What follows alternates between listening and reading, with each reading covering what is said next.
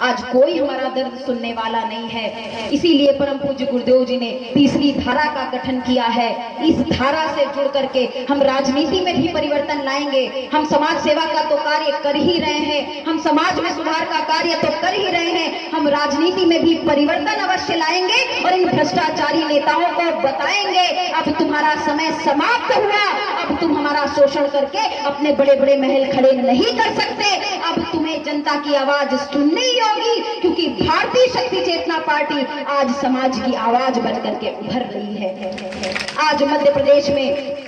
भाजपा और कांग्रेस के बाद यदि कोई सबसे बड़ी पार्टी है, तीसरे विकल्प के रूप में है, तो वह भारतीय शक्ति चेतना पार्टी है। हमने भाजपा को भी देखा, हमने कांग्रेस को भी देखा, अब तीसरे विकल्प के रूप में इनसे तो हम त्रस्त हो चुके हैं, इनसे तो अब हम कोई उम्मीद कर ही नहीं सकते, क्योंकि बदल बदल करके भाजपा भी आई, कांग्रेस भी आई। यदि कार्य करना होता तो आजादी के 75-76 सालों बाद भी हमारी यह दुर्दशा न होती।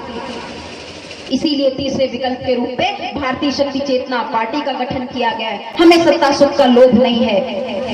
हम आज नहीं जीतेंगे तो कल अवश्य जीतेंगे, क्योंकि विश्वास है मेघ ऋषि की चेतना तरंगों पर। जिस प्रकार से हमें आप सभी का साथ मिल रहा है, हमें पूरा विश्वास है कि संघर्ष बहुत आएंगे रास्ते पर, मगर यदि आपका और हमारा साथ यूं ही बना रहा तो जैसा अभी भाई कह रहे थे कि आदेश दीजिए, हम अपने प्राणों की भी आहुति दे देंगे। मेरे भाइयों बहनों, ऐसा दिन कभी ना आए कि आपको अपने प्राणों की आहुति देनी पड़े। यदि कभी ऐसा दिन आए तो प्रकट सत्ता हमारे प्राण हल्ले, मगर यदि आप आदेश चाहते हैं इतनी निष्ठा विश्वास के साथ कि आप जान भी देने को इस देश की रक्षा के लिए तैयार है, तो आप जान मत दो भाइयों बहनों, जान फूंक दो इस देश पे, जान फूंक दो इस देश के युवाओं पे कि वह जागे और इस समाज के लिए एकजुट होकर के जाति धर्म संप्रदाय के भेदभाव को भूल करके हमारे साथ आगे बढ़े और एक बार पुनः वो भारत माता जिसका इन्होंने शोषण करने में एक बार विचार भी नहीं किया, हम पुनः इसे जीवित करें, हम पुनः इसे